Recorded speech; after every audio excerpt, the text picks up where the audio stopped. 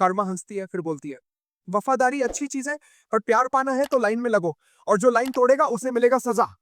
पूरी क्लास में चीखों का शोर गूंजने लगता है। कार्मा ने उसके हाथ पीछे उसके खुद के बालों से बांध दिए और सिर पकड़कर डेस्क पर दे मारा। एक बार नहीं, दो बार, तीन बार। मॉनिटर भी दौड़ती है आवाज सुनकर, बट कंफ्यूज हो जाती है और बस बोलती है, टीचर को बुलाने जा रही हूँ, और चली जाती है। वो बुली लड़की माफी मांगती है, लेकिन कर्मा की ओर से आते हैं सिर्फ घूंसे और लाते। तो सीन स्टार्ट होता है एक दिल दहला देने वाली घटना से। एक वाइस प्रेसिडेंट की बेटी, जिसे लगातार टॉर्चर किया गया, ब्लैकमेल किया गया न्यूड फोटोज से, और आखिर में उस बच्ची ने सारी हिम्मत हारकर बिल्डिंग से कूदकर अपनी जान दे दी। लेकिन असली भूचाल तब आया जब लोगों को पता चला कि वो बच्ची साउथ कोरिया की सबसे बड़ी कॉर्पोरेट फैमिली के वाइस प्रेसिडेंट की बेटी थी। सबको लगा अब तो तूफान आएगा, लेकिन वो इंसान प्रेस कॉन्फ्रेंस करता है और सामने कैमरों के दुनिया के पुलिस के वो बोलता है, मैं माफ करता हूं उन बच्चों को, और पुलिस को बोलता हूं, उनके साथ नरमी से पेश आओ। पूरा इंटरनेट जल उठा भाई, लोग बोले ये बाप है या पत्थर। लेकिन जो किसी ने नहीं समझा वो ये था कि ये सब बस एक मास्क था। असल में उस बाप का दिल अंदर से फट चुका था, वो रोया था, टूटा था, लेकिन बदला, बदला तो उसने अपने ही हाथों से लेना तय किया था। और यही एंट्री होती है एक ऐसी लड़की की जिसका नाम है कारमा, मतलब खुदा का इंसाफ। कारमा कोई आम लड़की नहीं थी। ये एक नॉर्थ कोरियन एक्सपेरिमेंटल सब्जेक्ट थी। ब्रेन डैमेज की वजह से उसे दर्द का एहसास नहीं होता, ना शर्म का। जब वो लैब से भागी थी उसने 13 साइंटिस्ट्स को मार डाला था। फिर साउथ कोरिया लाए जाने पर जेल गार्ड्स को भी बुरी तरह पीट दिया। वाइस प्रेसिडेंट ली ने उसे गोद लिया, लेकिन बेटी की तरह नहीं, हंटर डॉग की तरह। उसने कर्मा को 1 साल तक ट्रेन किया और फिर भेजा उसी स्कूल में, उसी क्लास में जहां उसकी बेटी पढ़ती थी। मकसद साफ था, बदला। और कर्मा भी खुश थी, उसे दर्द देने में मजा आता था, और ये उसकी अडॉप्शन की कीमत भी थी। पहले ही दिन स्कूल में कर्मा अपनी क्यूट सी शक्ल से सबका दिल जीत लेती है। सब सोचते हैं नॉर्थ कोरियन है, अरे इसे कोई एक्सेंट ही नहीं आता। और वो चुटकी में बोल देती है, South Korean classmates welcome to meet you all. Class में ठहाका गूंज जाता है। लेकिन वहीं पास में बैठी एक लड़की, ग्लासेस वाली, जो रोज बुरी तरह बुली होती है, वो कर्मा को देख के जलती है, क्योंकि कल ही उसे करली हेयर वाली रईस लड़की ने पीटा था। और कोई टीचर को बताने की हिम्मत नहीं करता, वो सबको वाइस प्रेसिडेंट की बेटी का किस्सा याद है। अब सीन आता है करली हेयर वाली बुली का। वो कर्मा को गैंग में शामिल होने का ऑफर देती है, और कर्मा अपने मास्टर की आज्ञा याद रखते हुए हाँ कर देती है। सेलिब्रेशन में फिर से टॉर्चर चालू होता है। कर्ली हेयर गर्ल ग्लासेस वाली के सिर पर कूड़े वाला बैग डाल देती है और फिर बोलती है, इसने मेरा फोन गिरा दिया था तो अब इससे आंख बंद करके चलना सिखाऊंगी, बिना डेस्क से टकराए। बेचारी लड़की जैसे ही चलती है डेस्क से टकराती है और पीछे से जोर की किक, फिर और किक्स, और सब क्लासमेट्स देखते रहते हैं जैसे कुछ हुआ ही नहीं। फिर बुली कर्मा को बोलती है, चल तुझे भी मजा चखाते हैं। लेकिन कर्मा मुस्कुराती है, फिर बोलती है, दूसरों को डराना धमकाना ठीक नहीं होता, तुरंत जाकर माफी मांग ले उससे, ये तेरे लिए भी सही रहेगा और माहौल भी ठीक रहेगा। पूरी क्लास शॉक में। कर्ली हेयर आग बबूला होकर एक किक मारती है कर्मा को। और यही था बदले का बिगुल। वाइस प्रेसिडेंट ली का प्लान बिल्कुल सटीक था। जब कर्मा भी टॉर्चर का शिकार बनती, तभी उसे लाइसेंस मिलता कि वो असली बुली को उस जगह भेज सके जहां से कोई वापस नहीं आता। लेकिन एक शर्त थी, कम से कम 1 हफ्ते तक सहन करना पड़ेगा। जैसे ही कर्मा का सब्र जवाब देने को होता है, टीचर आ जाते हैं, चलो बच्चों अब पीई क्लास। कर्मा फिर से खुद को रोक लेती है। अब सीन आता है पीई क्लास का, जो नर्क से कम नहीं। कर्ली हेयर लड़की अब भी नहीं रुकी। इस बार वो सिगरेट जलाती है चॉपस्टिक से, और ग्लासेस वाली को अपनी घोड़ी बना देती है। फिर लिट सिगरेट उसके नीचे रखती है, तेरे चश्मे का बदला है। कुछ देर बाद फुटस्टेप्स सुनाई देते हैं। सब डर जाते हैं कि टीचर आ गया, लेकिन नहीं, क्लास मॉनिटर आती है। सबको लगता है अब तो कोई तो बचाएगा, लेकिन मॉनिटर खुद सिगरेट उठाती है और जला देती है। प्लॉट ट्विस्ट, वो भी उन्हीं बुली में से एक थी जिन्होंने वाइस प्रेसिडेंट की बेटी को आत्महत्या के कगार तक पहुंचाया था। अब सीन स्टार्ट होता है उस बेचारी ग्लासेस गर्ल के साथ, जिसकी हालत तो वैसे ही खराब थी। लेकिन अब उसे पता चलता है कि जो क्लास मॉनिटर हमेशा शांत और शरीफ बनती थी, असल में उसी बुली गैंग की लीडर थी। और ये सुनकर लड़की की सांसें थम जाती हैं। मॉनिटर बड़ी शांति से बोलती है, अब और बवाल मत करना वरना फिर से लाश गिरेगी। इस बार मैं भी नहीं बचूंगी। मतलब सीधा हिंट, ये लोग पहले भी किसी को मार चुके हैं और अब खुद को बचाने के लिए नीचे के सभी शिकारों की जिंदगी से खेलते हैं। कर्ली हेयर्ड गर्ल का दिमाग घूम जाता है, क्योंकि इतने टाइम से वो सारा गंदा काम करती आई थी और इज्जत जाती थी उसी की। मॉनिटर तो हमेशा शरीफ बनने का दिखावा करती रही और अकेले में अपना असली घिनौना चेहरा दिखाती थी। वो गुस्से में उस पर घूरने लगती है, लेकिन मॉनिटर पलटकर पूछती है, क्या देख रही है, जान प्यारी नहीं क्या? फिर बाकी सबको भी बोलती है, बुली करना बंद करो मेरे सामने, वरना विड्रॉल रिएक्शन आ जाएगी। फिर वो ग्लासेस गर्ल की ओर मुड़ती है और बोलती है, किसी को कुछ बताया ना तो तेरा खात्मा कर दूंगी। और फिर अपनी एडी से उसकी उंगलियों को कुचल देती है। पुअर गर्ल दर्द में चीख पड़ती है, रोती है, माफी मांगती है। तभी मॉनिटर अपना पैर हटाती है। लेकिन लड़की जैसे ही अपना हाथ पीछे खींचती है, कर्ली हेयर्ड गर्ल बैलेंस खोकर धड़ाम से गिरती है। गिरते ही उसका गुस्सा फूट पड़ता है और वो एक लात ग्लासेस गर्ल के मुंह पे मार देती है। फिर मॉनिटर की ओर देखती है और पीछे से उसे चुपचाप गुस्से में मिडिल फिंगर दिखा देती है। लेकिन मॉनिटर की नजर अब कर्मा पर पड़ती है। उसकी प्यारी शक्ल से उसे चिढ़ होती है। अब वो कर्मा को सबक सिखाना चाहती है। फिटनेस टेस्ट का टाइम आता है। प्लेग्राउंड में कर्मा फुटबॉल के सामने खड़ी होती है। पूरी क्लास की निगाहें उस पर टिकी होती हैं। उसकी फिट बॉडी देखकर कई लड़कियां तो फैनगर्ल्स बन चुकी होती हैं। कर्ली हेयर्ड गर्ल को तो अब और जलन होने लगती है। उसे लगता है अब इस नई लड़की को भी अपना कुत्ता बना लूंगी। उसे टेम करने में मजा आएगा। लेकिन कर्मा ये कोई आम लड़की नहीं। जैसे ही फुटबॉल को किक मारती है ग्राउंड में धमाका गूंजता है। और दूसरी बार जब वो गोल पोस्ट से टकराकर बाउंस करता है सीधा एक बुली की खोपड़ी पर आकर गिरता है। बुली कांपने लगती है, कुछ कह भी नहीं पाती। बाकी सब डर के मारे कुछ कहने नहीं देते। लेकिन कर्ली हेयर्ड गर्ल का गुस्सा सातवें आसमान पर है।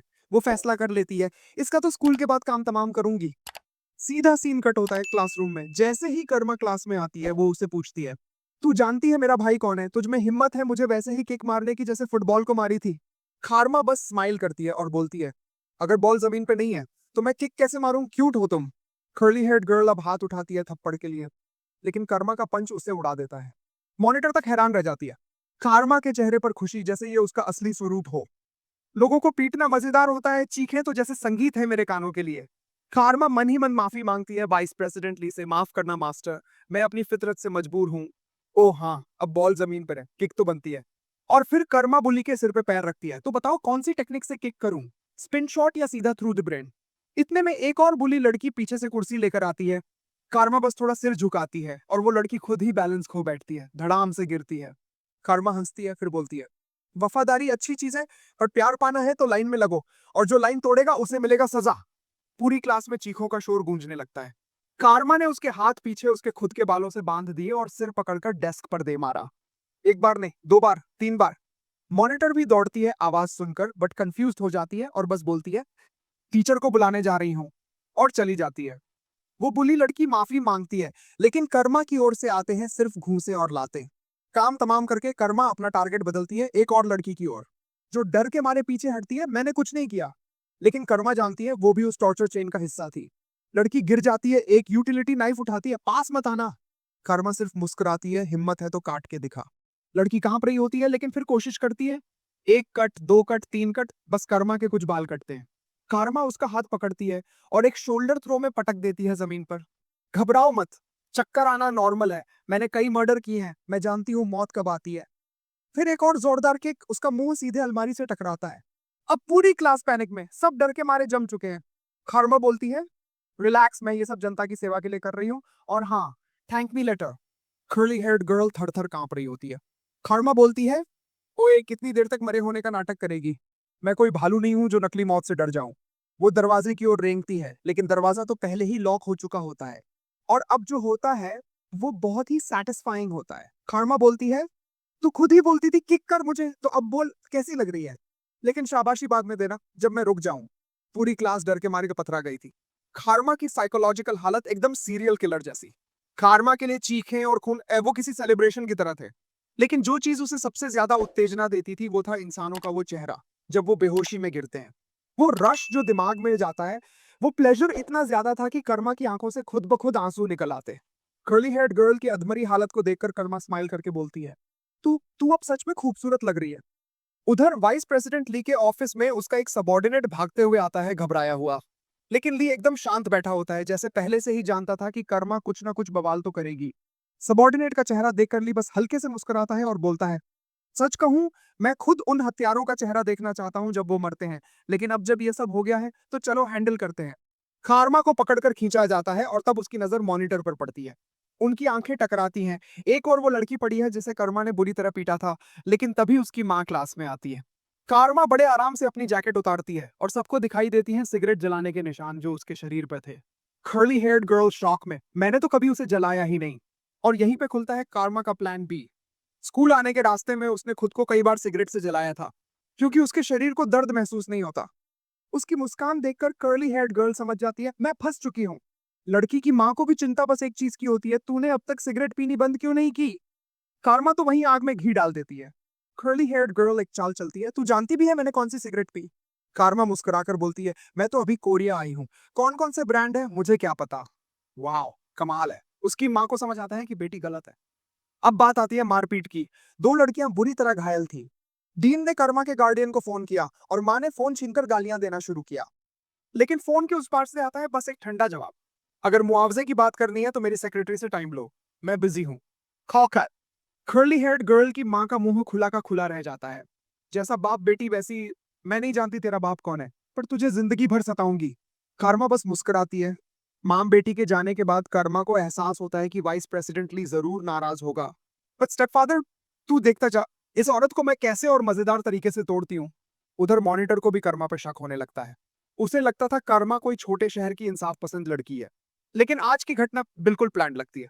जो वो बोलती थी बुराई को सजा दो, वो शायद उसका अपना आइडिया नहीं था, बल्कि किसी और की दी हुई स्क्रिप्ट थी। तभी कर्ली हेयर्ड गर्ल आती है और मॉनिटर से ताना मारती है, इतनी देर क्यों लगी टीचर बुलाने में? इतने में तो मैं ट्रक भर के टीचर्स ले आती। मॉनिटर शांत होकर जवाब देती है, क्योंकि मेरे पास ट्रक ड्राइविंग लाइसेंस नहीं है, तो मैं टीचर्स ट्रांसपोर्ट नहीं कर सकती। कर्ली हेयर्ड गर्ल, क्या? फिर वो फिर बोलती है, मुझे लगता है तू जानबूझकर देर से आई, ताकि कर्मा तुझे भी पीटे, और जब तू पलट कर मारती, सबको तेरा असली चेहरा पता चलता। मॉनिटर बिना जवाब दिए एक किताब उसके मुंह पर फेंकती है और जोर से लात मारती है। तू भूल गई कि तू क्या है? फैमिली स्टेटस कुछ नहीं है तेरे पास, बस वो स्कूल बुली भाई है जिस पे तू भरोसा करती है। जा, उसी के पास जा जब तक वो तुझसे बात करता है। मॉनिटर की नजर फिर जाती है वाइस प्रेसिडेंट ली पर। उसकी बेटी मरी और वो शांत बैठा है, कुछ तो गड़बड़ है। अगर कर्मा उसी की प्लानिंग का हिस्सा है, तो जो आज हुआ वो सब कुछ उजागर कर देगा। उधर कर्ली हेयर्ड गर्ल को और ज्यादा ह्यूमिलिएशन का सामना करना पड़ता है। यहाँ तक कि उसका स्कूल बुली भाई भी उसे सीरियसली नहीं ले रहा था। वो क्यूट बनती है, बोलती है मेरे लिए बदला लेना। वो बोलता है जब तक जिसने तुझे मारा है हॉट ना हो, मुझे कोई इंटरेस्ट नहीं। वो कर्मा की फोटो निकालती है। बुली के भाई की आंखें चमक उठती हैं, क्योंकि वो भी उन्हीं लड़कों में से एक था जिन्होंने वाइस प्रेसिडेंट की बेटी को टॉर्चर किया था। अब कर्मा को घेर लिया जाता है। बुली गैंग का पूरा ग्रुप सामने खड़ा होता है। एक और टॉर्चर सीन शुरू होने वाला होता है। लेकिन कर्मा का एक हल्का सा पंच पहले बंदे को उड़ाकर दूर फेंक देता है। बाकी सब डर के मारे थम जाते हैं। असल में लड़कियों की ताकत नॉर्मली 60% होती है मर्दों से। लेकिन कर्मा एक लैब एक्सपेरिमेंट थी। वो अपनी एड्रेनालिन लेवल को कंट्रोल कर सकती थी। हर पंच बॉक्सिंग चैंपियन जितना भारी होता था। अब पूरा ग्रुप चुप, कोई हिलने की हिम्मत नहीं करता। कुछ तो मम्मी पापा को याद करने लगते हैं। लेकिन बुली बॉस चीखता है, इतने लोग हैं, अटैक करो। कर्मा दीवार की ओर भागती है। दीवार पर चढ़कर पूरी ताकत से दौड़ती हुई हवा में उछलती है। सीधा एक लड़के को नी अटैक मारती है और उसके बाल पकड़कर ताबड़तोड़ मुक्के बरसाती है। सब शॉक्ड। लेकिन एक लड़का गुस्से में आकर अटैक करता है।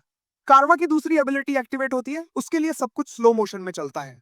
उसकी रिएक्शन स्पीड 27 मिलीसेकंड्स आम इंसान से 10 गुना तेज। अब सबका मुकाबला कर्मा से करना नामुमकिन है। एक बंदा कर्मा को पकड़ता है, दूसरा पीछे से दौड़ता है।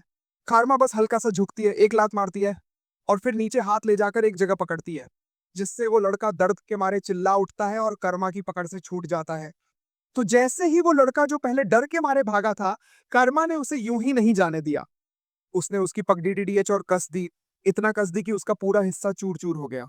वो बंदा तो वही पागल होने की कगार पर आ गया, ये डेविल है बोलते हुए भागने लगा।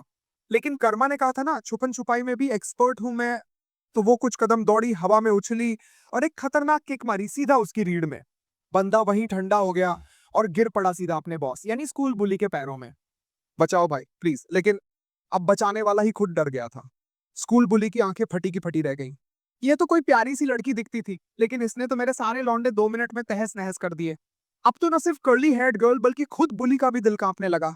इससे भिड़ना मतलब मौत को गले लगाना। लेकिन कर्मा ने उसकी आंखों से ही पढ़ लिया कि वो भागने की सोच रहा है। भागना चाहता है तो भाग, लेकिन याद रख मैं पकड़ भी लूंगी और तोड़ भी दूंगी। स्कूल बुली अब मजबूरी में लड़ने को तैयार हुआ और कर्मा को भी उम्मीद नहीं थी कि उसमें थोड़ा दम बाकी है। वो लगातार पंच मारता है और एक पंच कर्मा की बाजू पे सीधा लगता है, इतना जोरदार कि कर्मा 5 मीटर दूर जाकर गिरती है। कर्मा अपनी चोट देखती है और उसकी आंखों में चमक आ जाती है। अब आया मजा, अब असली गेम शुरू होगा। बुली ने जोर से 2 पंच फेंके, लेकिन कर्मा ने दोनों को आसानी से चकमा दे दिया। और जब बुली ने तीसरा पंच मारा, कर्मा ने उस पल को पकड़ लिया और उसके लिवर पे किलर अटैक करने की कोशिश की। बुली ने हाथ से ब्लॉक तो किया, बट इम्पैक्ट इतना तगड़ा था कि उसका पूरा शरीर कांप उठा। कर्मा थोड़ी हैरान हुई, ओह ये तो बच गया। लेकिन बुली अब मुस्कुरा रहा था। सिर्फ इतना ही है तेरे पास? मैंने जब स्कूल में पहली बार दबदबा जमाना शुरू किया था, तब 185 सेंट के बंदे से भिड़ा था जो 115 किलो का था। वो पंच करता था तो दीवार हिलती थी, फिर भी मैं जीता। तेरा ये कमजोर सा फ्रेम कितना सह पाएगा? ये बोलते हुए वो फिर से कर्मा पर टूट पड़ा। अब कर्मा सच में थक चुकी थी, लगातार एक के बाद एक लड़े जा रही थी। और तभी एक छोटी सी गलती, पीछे रखा एक स्केटबोर्ड। कर्मा लड़खड़ा गई और बुली ने मौके का फायदा उठाया। पूरा जोर अपने घूंसे में भरकर मारा, लेकिन कर्मा गायब। गायब। नजरें ऊपर उठी, कर्मा हवा में थी। ये थी कर्मा की तीसरी deadly ability, explosive leg power. इतनी तेजी से मूव करती है कि आम लोग उसे टेलीपोर्ट समझते हैं। और तभी उसका पंच सीधा बुली के चेहरे पर। कर्ली हेयर्ड गर्ल तो अब चीखने लगी, अगर ये भी हार गया तो मेरी लाश भी तैयार समझो। बुली ने उसे धक्का देते हुए बोला, जा खुद लड़ ले। खारमा हैरान, ओह तू तो और मजेदार निकला। बुली के दिमाग में एक आखिरी चाल चल रही थी, नीचे से अटैक करो। वो पंच करने का बहाना बनाकर सीधा कर्मा की टांगों को पकड़ता है, जोर से गिराता है और उसका गला दबाने लगता है। अब तू मरेगी साली। लेकिन तभी कर्मा के पैरों में जोर आता है, बुली का बैलेंस बिगड़ता है। और अगले ही पल कर्मा ने उसे पलट दिया और अपनी टांगों से उसके शरीर को लॉक कर लिया। अब शुरू होता है कर्मा का ब्राजीलियन जुजित्सु। ग्राउंड कॉम्बैट में उसकी महारत थी और उसकी रिएक्शन स्पीड तो तेंदुए जैसी। वो उसे पलटती है, पकड़ बनाती है और एकदम क्लासिक आर्म बार लगाती है। बुली अब चीखने लगता है, माफ कर दे, माफ कर दे। लेकिन कर्मा हंसती है और बोलती है, तू ग्राउंड कॉम्बैट करना चाहता है तो हड्डी टूटने की तैयारी भी कर रखी है ना। चल मैं शुरू कर रही हूँ। फिर आता है वो भयानक पल जब उसकी दोनों हथेलियों से दबाव आता है। कड़क हड्डी टूटने की आवाज और बुली की चीखें पूरी स्ट्रीट में गूंज जाती हैं। बाकी तीन जो अब तक पिट चुके थे अचानक समझ जाते हैं, हम तो बच ही गए थे। वो बिना कुछ बोले भाग खड़े होते हैं। कार्मा उनकी ओर देखती है और हंसती है। कर्ली हेयर्ड गर्ल की वफादारी तो देखो, और तू भी तो वैसा ही निकला। अभी दिमाग में एक आइडिया आया है, क्यों ना तेरे चारों हाथ पैर तोड़ दूं और तुझे बना दूं ह्यूमन टम्बलर। बुली फौरन बोलता है, बस एक हाथ तोड़, मैं सुधार लूंगा। लेकिन अगर मैं अपाहिज हो गया तो क्या तू उसकी जिम्मेदारी ले सकेगी?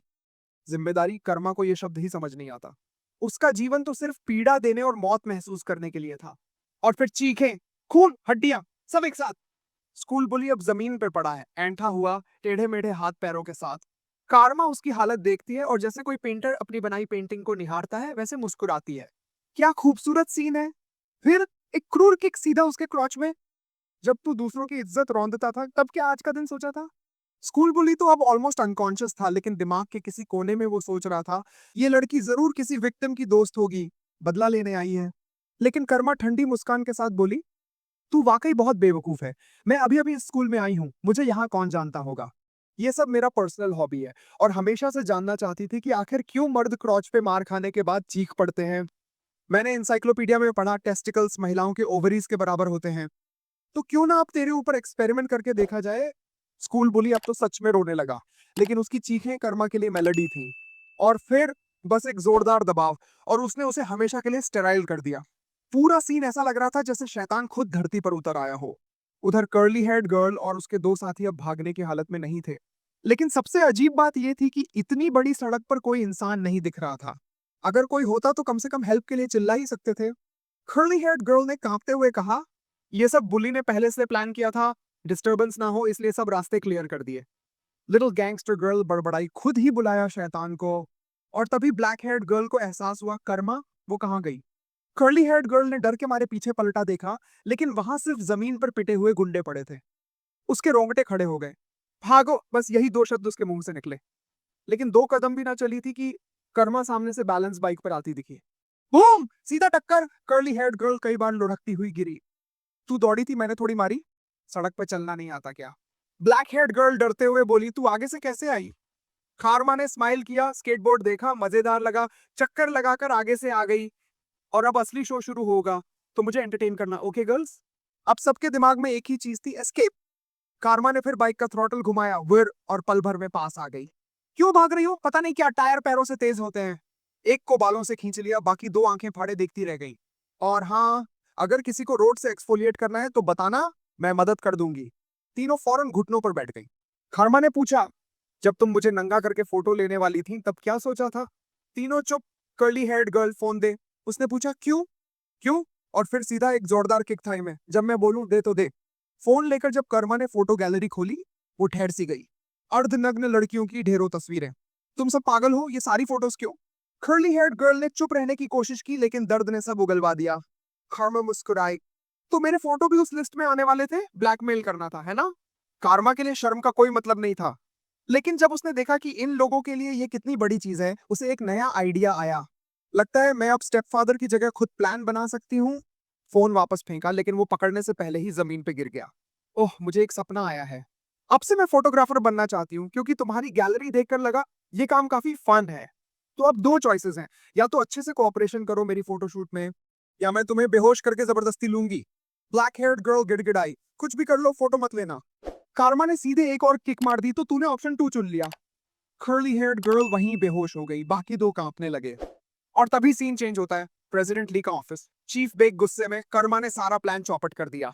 असल में प्लान था कर्मा को 2-3 हफ्ते तक खुद को पीटवाने देना, फिर एंटी बुलिंग कोर्ट के बहाने कर्ली हेयर्ड गर्ल को एक आइलैंड फैसिलिटी भेज देना, जहां डिसेबल्ड लोगों की एड में असल में नरक जैसा ट्रीटमेंट होता। 2000 घंटे का इंटरोगेशन, फिर जहाज से एक्सीडेंटल डिसअपीयरेंस, बिल्कुल परफेक्ट रिवेंज। लेकिन कर्मा ने पहले ही दिन सब बर्बाद कर दिया। चीफ बेक चिल्लाया, तुझे समझ है ये प्लान कितना जरूरी था? कर्मा बस मुस्कुराई, मुझे और बेहतर प्लान सूझा है। चीफ कुछ बोलने वाला था लेकिन प्रेसिडेंट ली आ गया। चलो ऑफिस में बात करते हैं। जैसे ही कर्मा अंदर गई, बॉडीगार्ड्स ने उसे पकड़ लिया। प्रेसिडेंट ली बोलता है, पहले ही दिन बवाल कर दिया, इतने सारे आदमी और एक तुम इंसान नहीं जानवर हो। मैं तुम्हारा स्टेप फादर हूं, डिसअपॉइंटेड हूं तुमसे। मैं जानता हूं तुम्हारे रीजंस होंगे, लेकिन मैं मजबूर हूं। मैंने पहले ही कहा था कोई प्रॉब्लम मत क्रिएट करना। लगता है तुम्हें गोली खाना ज्यादा पसंद है। और फिर उसने कर्मा की ओर एक बंदूक तानी। अगर तुम्हारे कोई आखिरी शब्द हैं तो बोल लो। अगर तुम्हारे कुछ आखिरी शब्द हैं तो बोलो। कार्मा ने बिना एक पल गवाए ठंडी मुस्कान के साथ कहा, बिल्कुल मैं बोलना चाहती हूँ। चीफ बेक का प्लान कूड़े के डब्बे में फेंकने लायक है। तुम्ही ने तो कहा था तुम्हें बदला लेना है, वैसे ही जैसे तुम्हारी बेटी को दर्द मिला था। फिर ये आधा अधूरा रिवेंज किसके लिए है? प्रेसिडेंट ली थोड़ा हैरान दिखा। कर्मा ने मौका देख आगे कहा, चीफ बेक के प्लान में ह्यूमिलिएशन का तो कोई नामो निशान ही नहीं है। याद करो तुम्हारी बेटी की डायरी में क्या क्या लिखा था। कर्ली हेयर्ड गर्ल और उसके साथियों ने तुम्हारी बेटी को किस हद तक तोड़ा था। पूरी स्कूल के सामने मर्दों के वॉशरूम में घसीट कर ले जाना, वो अपमान, वो बेइज्जती, वो उनका असली कर्ज है। और ह्यूमिलिएशन का असली असर तब आता है जब तमाशाबीन हो, जब सब देखें। तुम उसे एक टापू पर कम्युनिटी सर्विस पे भेजना चाहते हो, ये तो बहुत रहमदिली हो गई ना स्टेप फादर। सच कहूं तो तुमसे थोड़ी उम्मीद थी। बोलते तो हो कि कुछ भी कर सकते हो रिवेंज के लिए, लेकिन असल में तुम डरते हो लोग क्या कहेंगे। तुम्हारा बदला बहुत हीडलेस है। क्या तुम्हें अपनी बेटी की चीखें याद नहीं? प्रेसिडेंट ली चुपचाप सोचता रहा, फिर पूछा, तुम्हारे ब्रेन डैमेज के कारण तुम शर्म महसूस नहीं कर सकती, तो तुम्हें ह्यूमिलिएशन का एहसास कैसे होता है? कार्मा की आंखों में अजीब सी चमक आ गई। महसूस नहीं कर सकती, लेकिन उसे देख सकती हूँ। जब वो लड़कियां ट्विस्टेड चेहरों के साथ तड़पती हैं, वो मुझे एक्सट्रीमली एक्साइटेड कर देता है। और इस रिवेंज को मैक्सिमम असर देने का एक ही तरीका है, स्कूल में ही पूरा किया जाए। प्रेसिडेंट ली ने गहरी सांस ली, फिर कहा, तुम्हारी बातों में कुछ तो दम है, लेकिन अगर अगली बार कोई गलती की तो गोली खाओगी। कारवा ने ठंडी मुस्कान के साथ सिर झुका दिया। समझ गई, लेकिन पहले मेरा प्लान सुन लो। और फिर कार्मा ने जो पूरा रिवेंज प्लान सामने रखा, उसे सुनकर चीफ बेक और प्रेसिडेंट ली दोनों सन्न रह गए।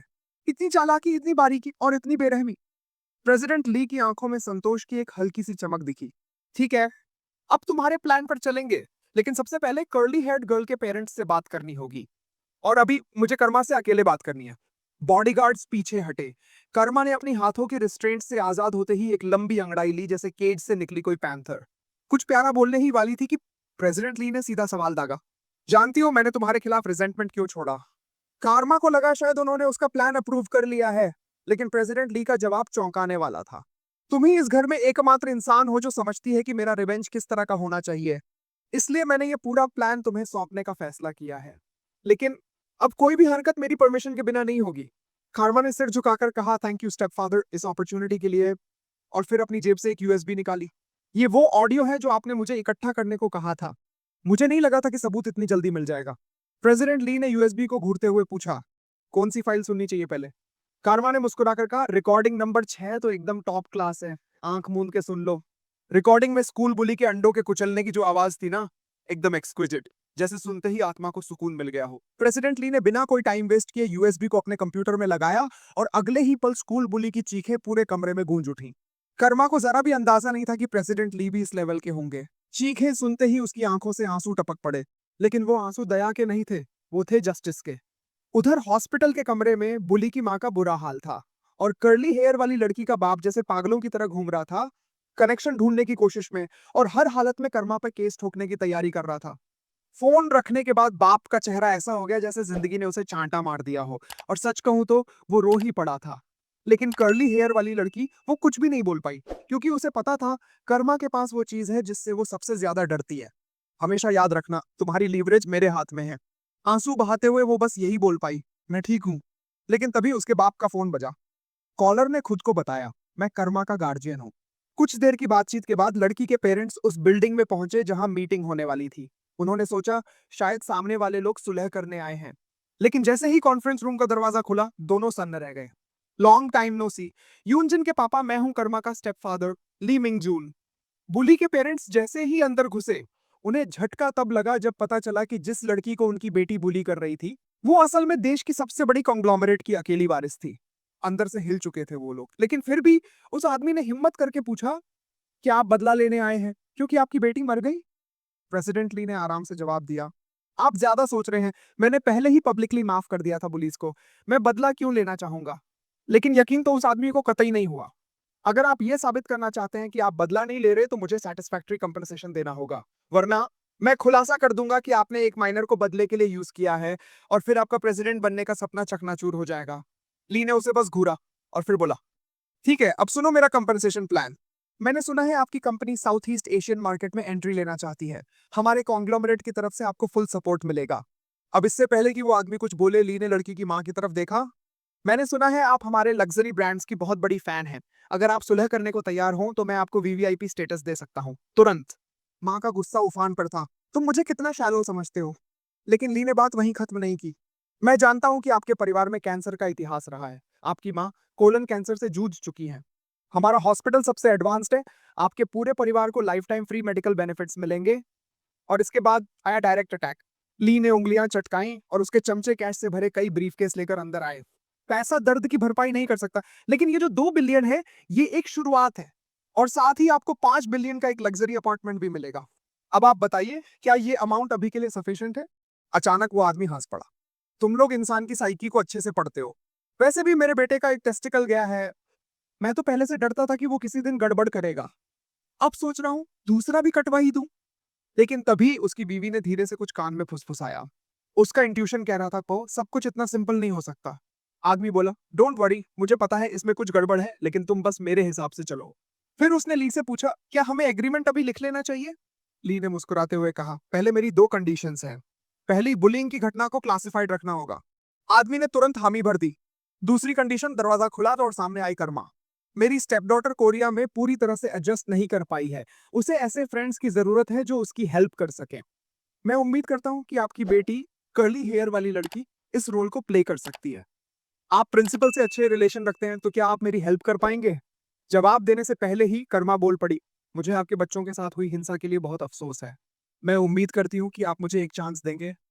मैं वादा करती हूँ कि हाई स्कूल से ग्रेजुएट होने के बाद भी मैं कर्ली हेयर वाली लड़की के साथ फ्रेंडशिप बनाए रखूंगी। आप चाहें तो इसे हमारी कंपनियों के बीच बॉन्ड की तरह भी देख सकते हैं। सो प्लीज, मैं आप दोनों से ईमानदारी से एग्रीमेंट की भीख मांगती हूँ। कर्मा का सीरियस एक्सप्रेशन देखकर पेरेंट्स ने लालची नजरों से एक दूसरे को देखा। सक्सेस। कर्मा को अपनी मर्जी से कर्ली हेयर वाली लड़की को टॉर्चर करने का राइट मिल गया। लेकिन अंदर से लड़की सोच रही थी, इतनी जल्दी खुश मत हो कर्मा, किसी दिन मैं तुझसे इसका 100 गुना वसूल करूंगी।